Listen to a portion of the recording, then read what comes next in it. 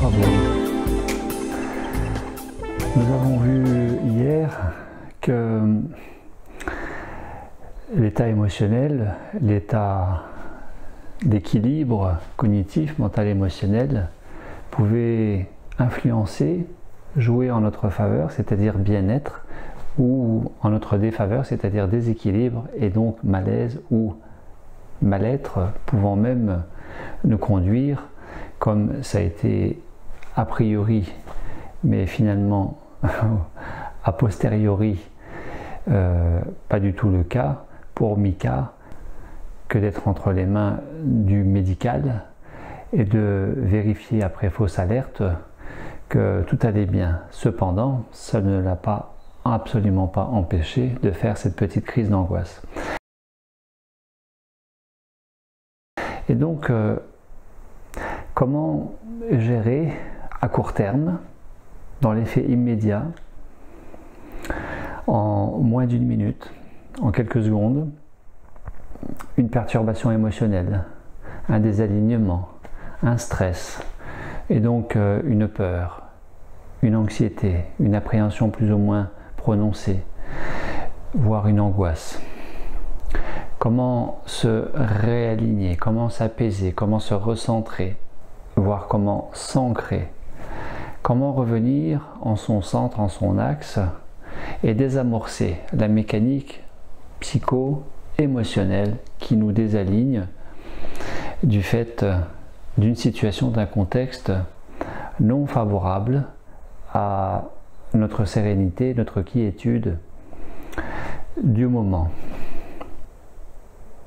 Eh bien, il existe cette méthode très simple, basée sur la respiration, tout simplement, qui permet de désamorcer cette mécanique désalignante au travers de ce stress, de cette émotion excessive, de cet emballement mental émotionnel et qui peut s'inscrire en termes de symptômes plus ou moins prononcés dans la machine, au niveau de la machine, au niveau du corps. Et cette méthode très simple s'appelle la manœuvre vagale. Alors, pourquoi vagale? Parce que le nerf vague. Alors le nerf vague, c'est le 10e nerf. Dans cette classification des nerfs, dit des nerfs crâniens, à partir du crâne. Et dans l'organisation neurologique du système nerveux central. Et bien à partir du système nerveux central, nous avons deux voies, deux grands axes. Comme dans une voiture, nous avons la pédale d'accélération qui correspondrait à la pédale action, stress, et donc on appelle en neurologie l'axe sympathique, et la pédale de frein, c'est-à-dire de repos, de détente, récupération, sommeil, qu'on appelle l'axe parasympathique. Et bien là où tout simplement la pédale d'accélération est appuyée un petit peu de trop et qu'il y a perte de maîtrise, perte des moyens qui permettent de se réguler, de maintenir l'équilibre, de rester dans son axe en toute situation, et quelle que soit la situation, eh bien il suffit simplement d'appuyer sur l'axe parasympathique, sur l'axe frein, repos, détente, voire sommeil, et ainsi de réguler une bonne gestion par une bonne maîtrise de ces deux pédales, à la fois accélération, à la fois frein, ce qui permet finalement d'éviter d'aller dans le mur, d'éviter d'aller dans le fossé, le virage amorcé, car il y a des fois des imprévus dans la vie. Il y a des situations non attendues, non souhaitées, non voulues, des accidents, des incidents, parfois des incendies, au sens propre ou au sens figuré. Et parfois, eh bien, ça se termine par le fait d'aller dans le fossé ou d'aller dans le mur, parce que la voiture est lancée, et vous savez très bien que quand nous amorçons un virage inattendu, qui plus est inattendu parce que nous ne l'avons pas vu venir, si la voiture est trop lancée, c'est pas dans le virage qu'on va freiner, c'est déjà trop tard. C'est avant le virage. Donc il est possible de freiner avant le virage et peut-être d'accélérer gentiment pendant le virage ou de se laisser glisser, couler, conduire au travers du virage, au travers du tunnel plus ou moins long et ainsi de continuer son chemin tout aussi tranquillement. Ça s'appelle l'anticipation, la gestion, la maîtrise. Donc, manœuvre vagale. Qu'est-ce qui se passe au niveau du nerf vague? Le nerf vague, il s'appelle vague car c'est parmi les nerfs les plus longs qui innervent tout un ensemble d'organes. Le nerf vague qui part des voies respiratoires hautes, donc nez, bouche, gorge, qui va innerver poumons, cœur, dont le cœur est le muscle le plus innervé par le nerf vague qui va aussi innerver, et non pas énerver, qui va aussi innerver l'ensemble du système digestif, pour simplifier les choses. Le nerf vague, on l'appelle aussi le nerf pneumogastrique, pneumocardio-gastrique, et c'est donc le nerf 10.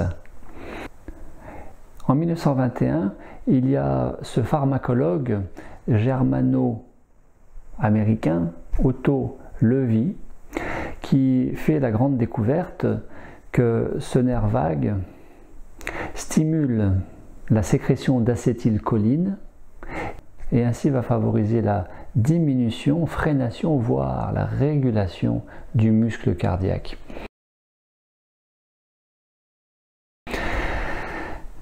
Quand il est trop en activité, trop intense, ça veut dire palpitation, hypertension artérielle, trouble du rythme, qu'on appelle tachycardie, hypertension artérielle, qu'il soit régulier ou irrégulier, rythme cardiaque, battement cardiaque, pour être plus précis, puisque ce n'est pas tout à fait la même chose entre les battements cardiaques et le rythme cardiaque. Et l'acétylcholine, c'est quoi? C'est un neurotransmetteur chimique.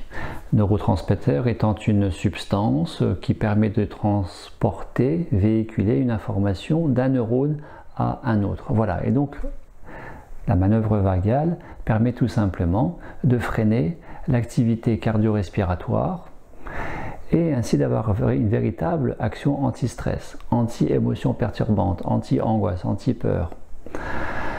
Et de rester maître de soi, de rester aligné, de rester zen en toutes circonstances, à partir du moment bien sûr où vous pratiquez, où vous vous entraînez avant la situation délicate. N'attendez pas le dernier moment quand c'est entre guillemets trop tard, que vous n'avez pas eu cette habitude enregistrée au niveau du corps, des cellules et de la mémoire, de pratiquer correctement, c'est-à-dire de façon la plus efficace possible, pour qu'en situation de stress, vous maîtrisiez l'ensemble, vous maîtrisiez, vous constatiez que vous restez au mieux de votre forme et de votre discernement dans cette situation, au travers de cette situation que vous n'êtes pas. Vous n'êtes pas le stress, vous n'êtes pas la situation en question, vous êtes vous-même dans la maîtrise corps, pensée, émotion, attitude, relation, alimentation, etc., etc. Donc concrètement, comment ça se passe? Manœuvre vagale, Otto Loewi, 1921, Otto Loewi qui a été récompensé co-lauréat en 1936, prix Nobel de médecine, médecine ou physiologie, pour ses travaux avec un autre chercheur scientifique sur la chimie des influx nerveux. Alors concrètement, vous avez votre gouttière ici radiale, une gouttière comme la gouttière où passe l'eau au niveau de la toiture, et radiale parce que c'est ici que passe le radius, en dessous le cubitus. Donc au niveau du pouce, le radius, vous avez cette gouttière que vous pouvez percevoir comme étant un creux naturel avec 2 doigts et 3 doigts, c'est même mieux, proche du pli du poignet, et qui va vous permettre de percevoir, de ressentir le pouls. Si vous avez du mal, c'est pas compliqué, vous allez prendre avec le tranchant la longueur de l'index et du pouce et non pas le bout.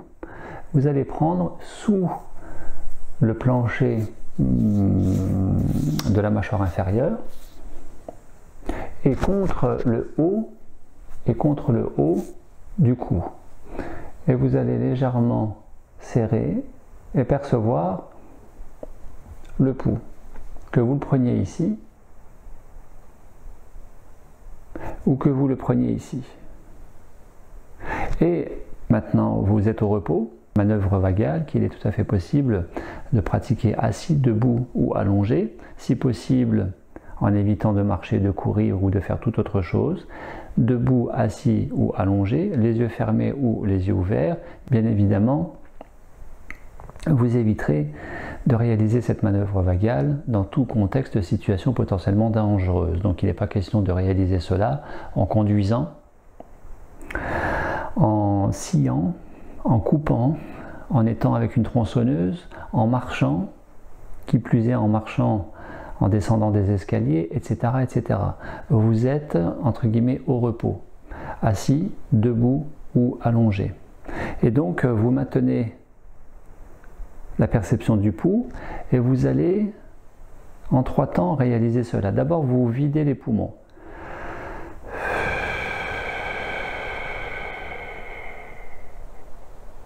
Complètement.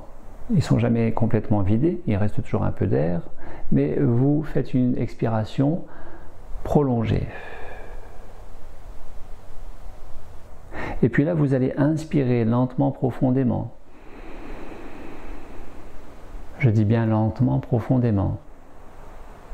Apnée,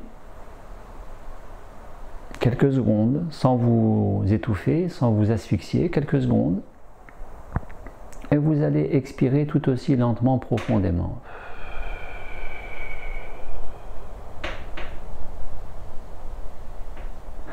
Je répète en 3 temps.